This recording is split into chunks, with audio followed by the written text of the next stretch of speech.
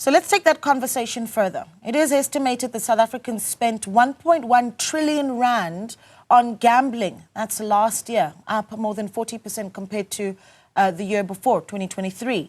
So we're asking, what do you think is fueling the gambling crisis in South Africa? Really looking forward to getting your views on this one. Perhaps some frightening examples and case studies that you've seen in your own family or community. Send us a WhatsApp on 072 110 5584 or give us a call on 010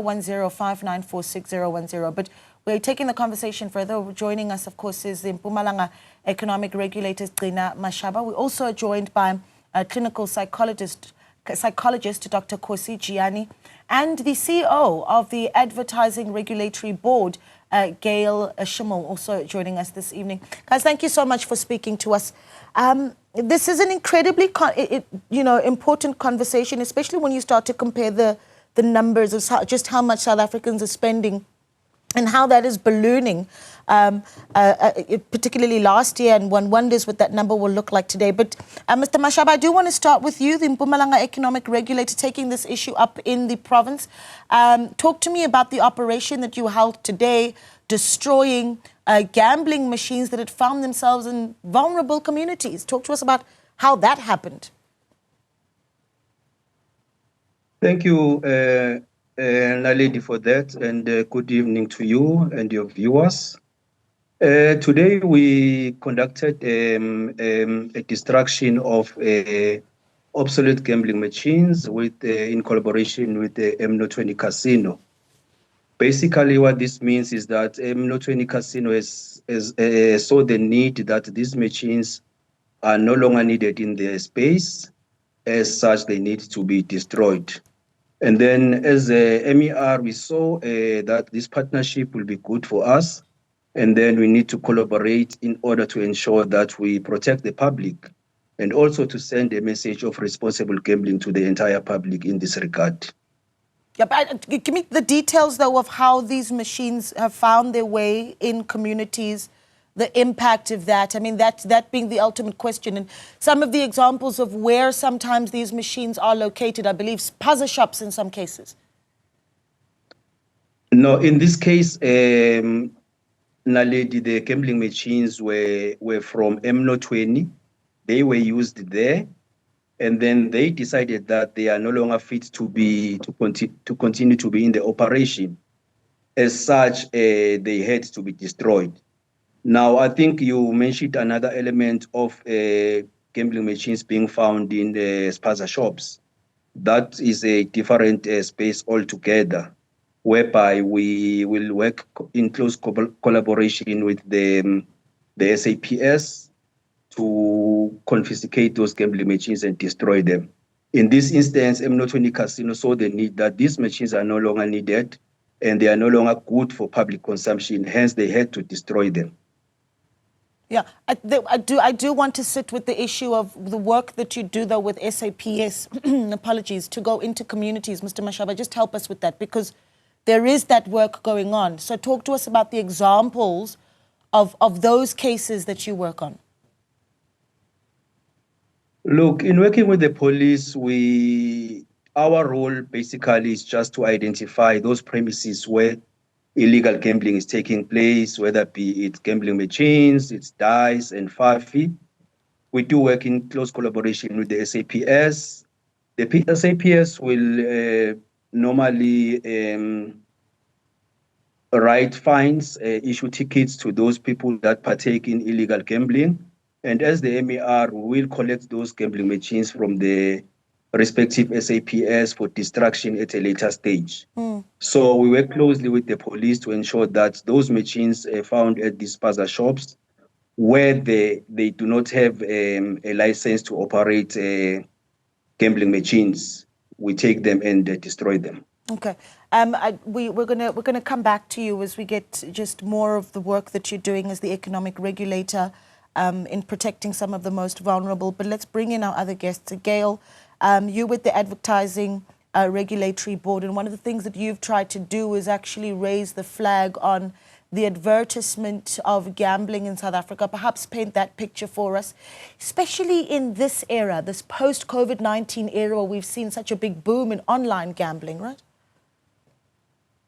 So the first thing to just be clear about is what the Advertising Regulatory Board is we are the self-regulatory body that deals with complaints about the content of advertising in South Africa, all types of advertising, and we work in terms of our code of practice. And as you said, there has been this boom in online advertising of gambling, and there has been, we're getting a lot of complaints from people saying there's too much of it. Now, we don't really deal with the issue of too much advertising. We deal with what's in the advertising. But we had a discussion with the National Gambling Regulator and with the National Gambling Board, and we brought together all the existing laws that there are about the advertising of gambling. So we started with, let's see what the picture actually is in South Africa at the moment. And we brought those together and we put them in slightly simpler language, and we've put them into an appendix that is now part of our code. Now, we can only act on advertising when we get a complaint. So having the appendix there doesn't solve the problem. We have to be getting complaints when people see advertising that they think is targeting minors, advertising that they think is breaking one of those laws, then they have to complain to us. But we're not stopping there. We don't think that the existing law is enough. And because we are a self-regulator, we have the luxury of being able to regulate the industry as the industry. And we're working now on the next leg of the project. We're looking at what the laws are all over the world in terms of the self-regulation of gambling advertising. South Africa's behind the curve on this. The rest of the world was worrying about this issue 5 years ago, and I was sitting in international meetings going, this isn't a South African problem. And I suddenly had to sit up and go, wait a minute, it is a South African problem. So we can learn from the rest of the world. Yeah. So we're going through their codes, we're seeing what they have, and then we are going to work with the industry. We're going to interact with the industry as much as we can, the advertising industry and the gambling industry, and also with the broadcasters, because I think that's where a lot of the harm is being done. And we're going to work towards a stronger self-regulatory code on advertising. Talk to me, Gail, about the messaging that you perhaps have spotted, and without obviously going into, the wording that you would have seen verbatim, because that would obviously identify the betting company that we're talking about. But the kind of wording that we have found, though, in how gambling is advertised that you have found especially problematic. Well, I think there are two big issues. The first one is targeting minors, and obviously targeting minors is it's not always a direct thing. It's not, they don't go, come and gamble, kids. It's a subtle thing. And I'm sure that Dr. Gianni will be able to talk to that more, that the psychology of children is complex, and how you get children on board with this kind of problem is complex. So there's that first part. Then the other thing, and I'm afraid to say this is what most South African consumers are worried about, is they think they've won the thing and they haven't won the thing. So there's a misleading aspect to it as well, and that's another type of complaint we get. That is covered by the law and by the advertising code. Any misleading advertising we look at, whether it's gambling, whether it's whatever it is, we will look at that aspect. But I think that the big thing that we need to take forward is that aspect of protecting minors better from those subtle ways of appealing to minors. And also I think we need to be looking at, I'm speaking now in the early stages of this, I'm not making any promises.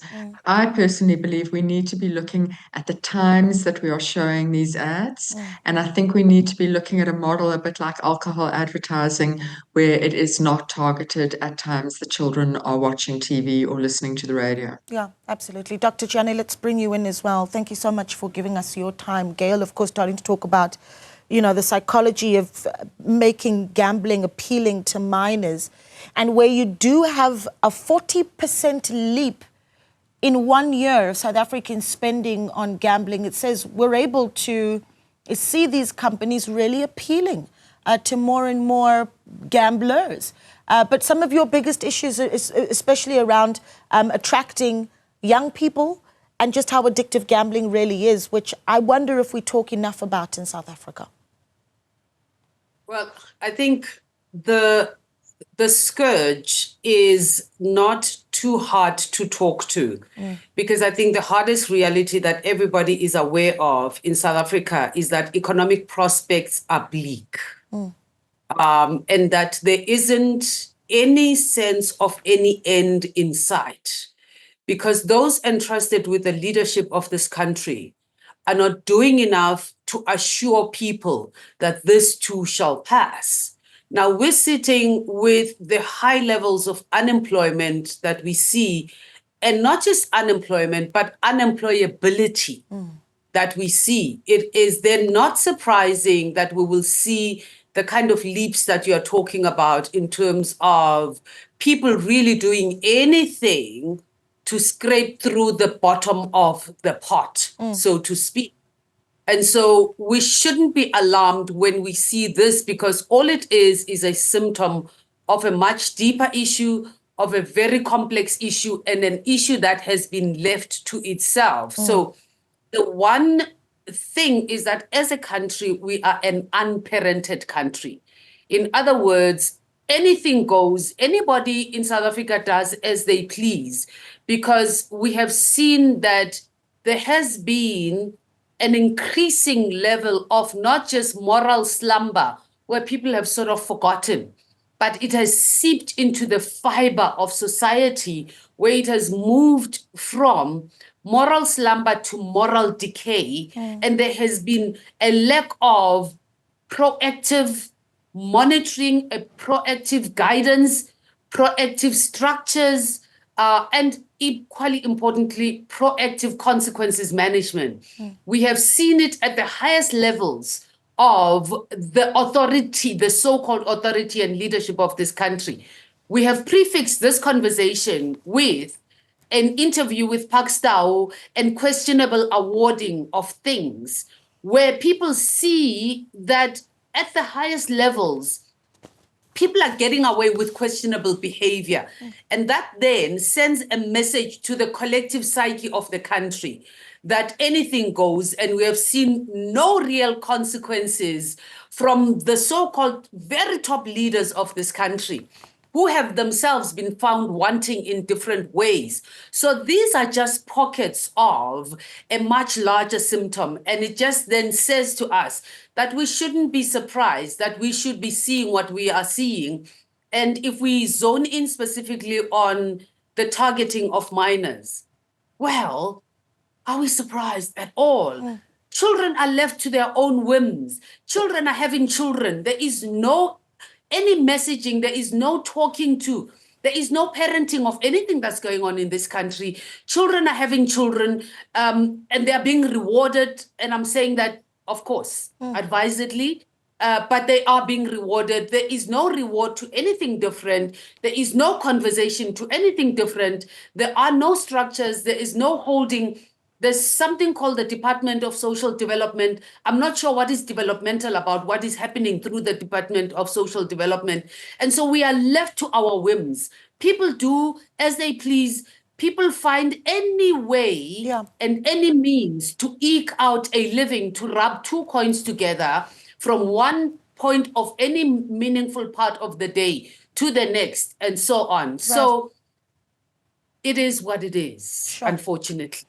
A frustrating position we find ourselves in, as Dr. Gianni explains. And, you know, we're going to take calls on this one as well, 0105946010. Martin is calling in from Pretoria. Martin, good evening. Thank you so much for being part of the conversation. What are your thoughts? No, thank you very much. The previous speaker have taken my words, but in addition on that, I think everything we have to blame the government of the day. Gambling today is something which breaks the families. The families are broken apart.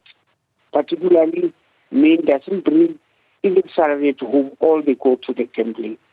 They don't drink. They don't do anything, and they discourage themselves that instead other people are out and wasting their money at the shabins or at whoever they may waste it, and we are trying our luck here.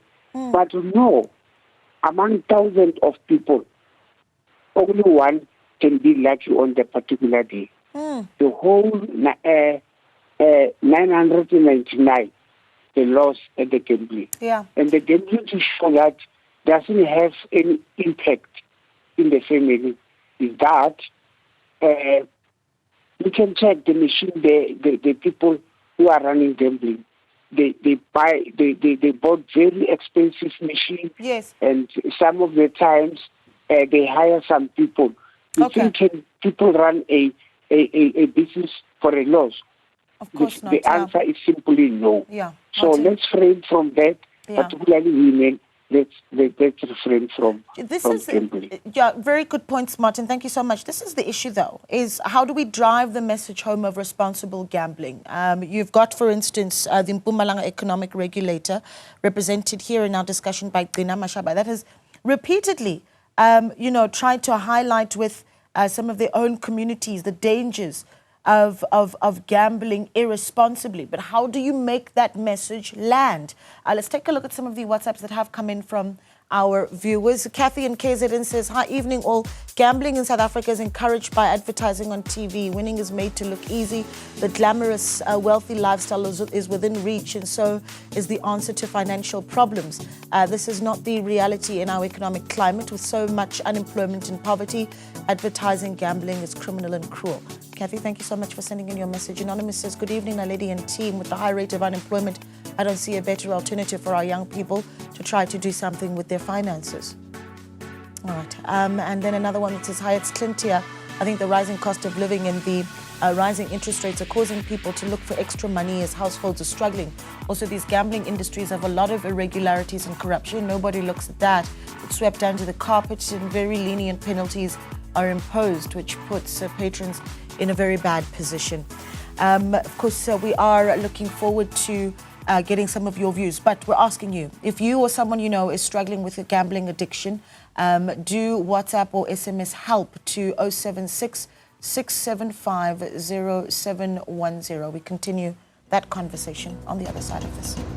Welcome back. You're still watching Newsfeed PM, the late edition. Of course, we zooming in on the scourge of gambling and how much it is growing incredibly fast in the country. And perhaps a moment as we continue to speak to our panel to actually understand from Mr. Mashaba, if you will, with the Mpumalanga economic regulator. Just talk to us about the laws according to your understanding. And I think this is important for the benefit of the viewer to understand what constitutes legal and illegal gambling. I think this is a really simplistic question, but important. There's the issue around whether or not online gambling is in fact legal. My understanding is that sports betting certainly is legal, but not so much online gambling. Can you help us with that, Mr. Mashaba? Thank you, Naledi, for that. I'm sure my colleagues will agree with me that we all know that gambling is not a right per se, but it is a privilege. Now, why do I say that? If you decide to partake in gambling activities, one needs to be very cautious, and one needs to ensure that the money that you spend there, it's the money that you are willing to lose. Now, you've touched on something very important here. What is the difference between legal and illegal gambling? I will say that the difference between the two, if a person operates any gambling activity without a license issued by a gambling board, if I can put it like that, in this case, I will say if the Mpumalanga economic regulator has not issued you with a license, you are considered to be an illegal operator.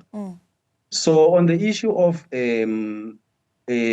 online gambling being illegal, yes, you are correct. Online gambling is illegal in South Africa, except for online betting with a licensed bookmaker. That is betting on the outcome of sports and the outcome of horse races and other lawful contingencies. I think that is what constitutes the difference between what is legal and what is not illegal, and also take into consideration the online gambling and online betting. There is a difference between the two. Yeah. I'm immediately thinking about how when you make that distinction between online gambling and how what is legal and what isn't, I immediately think about if someone has reached a point of financial ruin and they've been gambling on an illegal site, there is no recourse for them. And I think that's something that really needs to be highlighted. But let me do this before I let you go, Mr. Mashaba. Just the sort of work that you think is necessary in some of the communities that you represent within Mpumalanga, for instance, and I imagine this is a nationwide conversation nonetheless, for that sensitizing of the community. I mean, how do we get that right? What are the struggles that you've had as you've made these calls for responsible gambling in your province?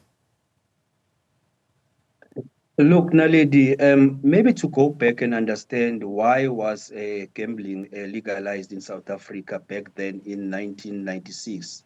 It was precisely for three reasons. One of them, it was to protect the public from overstimulation of gambling. Two, it was to generate a revenue in the form of taxes.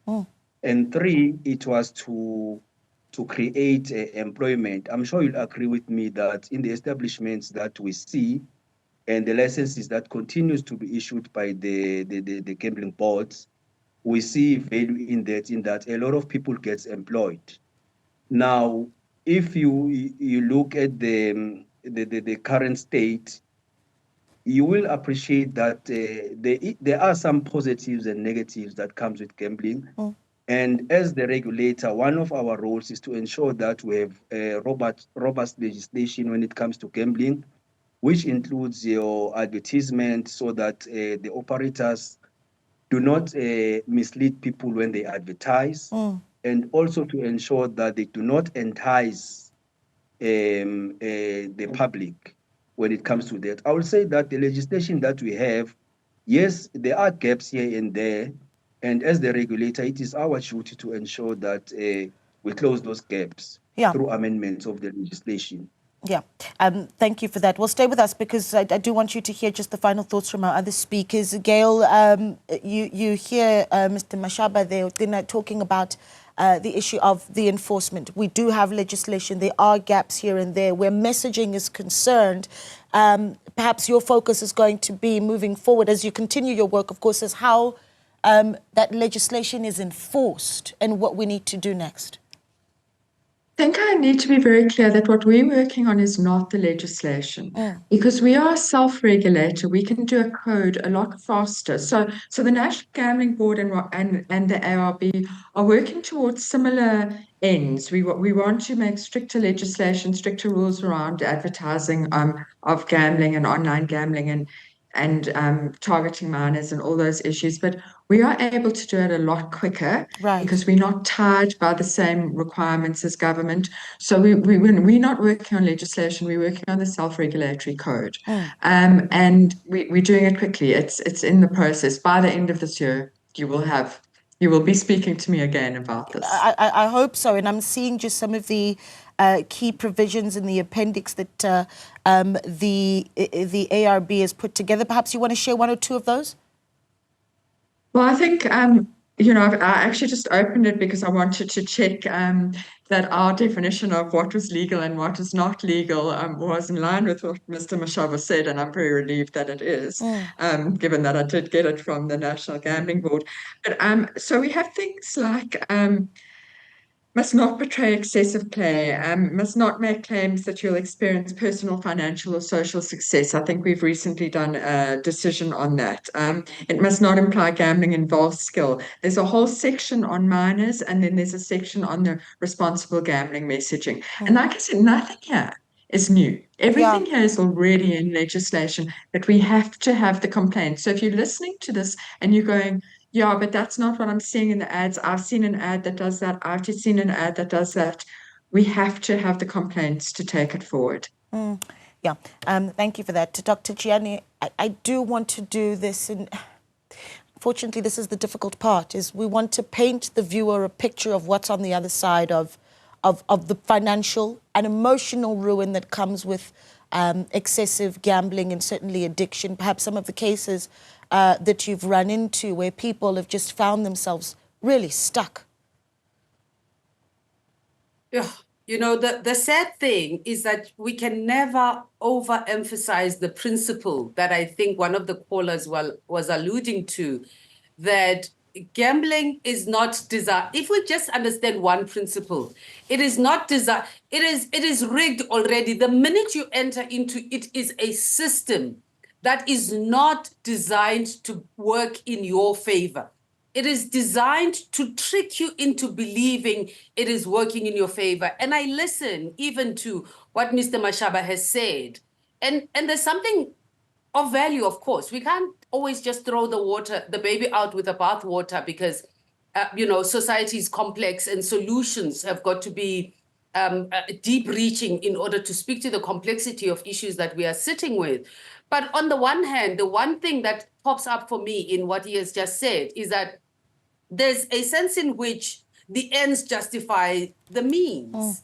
And therefore, we can sort of, just put together this, put together that, because ultimately we know we are trying to solve a problem of unemployment. So in one hand, it feels as though we're going to rob the right hand pocket in order to put money into the left hand pocket. If we're, and especially if we are not being deliberate and consistent in how we put measures in place to monitor that, because the ultimate truth is this, that it is people that design these systems, and it is people that will find a way to find and create loopholes in the very system such that it benefits certain sectors, it blinds to others, it blinds other sectors of the system to the loopholes, the caveats that exist in this.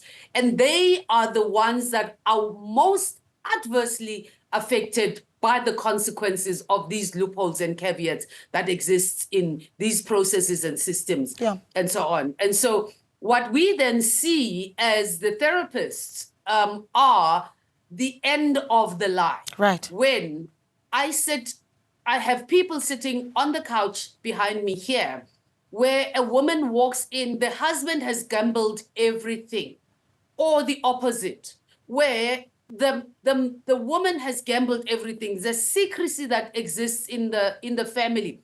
People are sitting in the house, and then suddenly things are being repossessed. There is a what do they call these people from the court that serve certain notices and so on. And even worse than that is when families eventually find themselves moving from one area to another in order to escape the various gatekeepers, or even the various landlords, or I don't know what they call them. Let's call them loan sharks, because I think it's all part of the same system, and we don't want to sanitize one as being better than another, although we know on some level, yes, they are.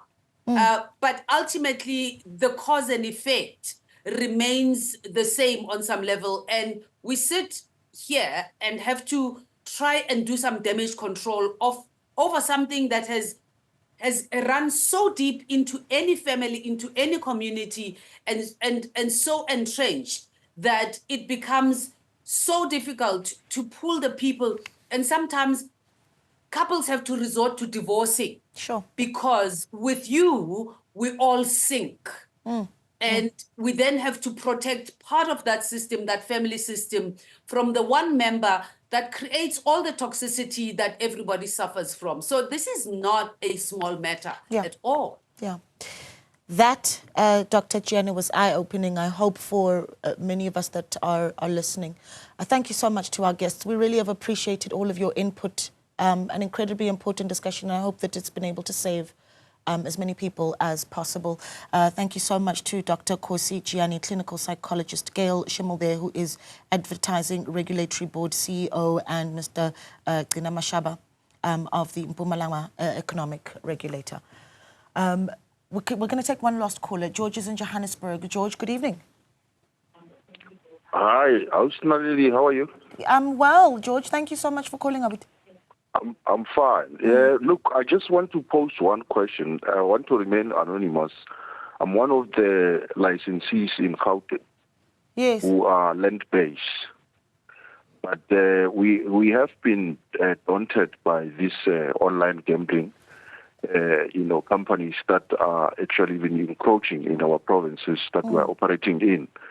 They are not paying taxes in our province, but they are advertising in our province, we see their advertising material everywhere else at the corners of all our, of all our province. And I just want to find out from the advertising regulatory, the lady there in your studio, what is it that they are doing in order to make sure that this regulation is actually dealt with in terms of making sure that they protect the, they protect the other companies that are not actually online, because we've been told that it becomes difficult to actually regulate some of the advertising that is happening online. But why is it that they are allowing them to put materials in the provinces? Because I'm of the understanding that you are actually allowed to operate or even advertise where you are actually licensed. All right, George, thank you so much. I had said goodbye to our guests, but luckily they're still there. Gail, just quickly, about a minute if you can. The question here being, what do communities do if they see advertising encroaching into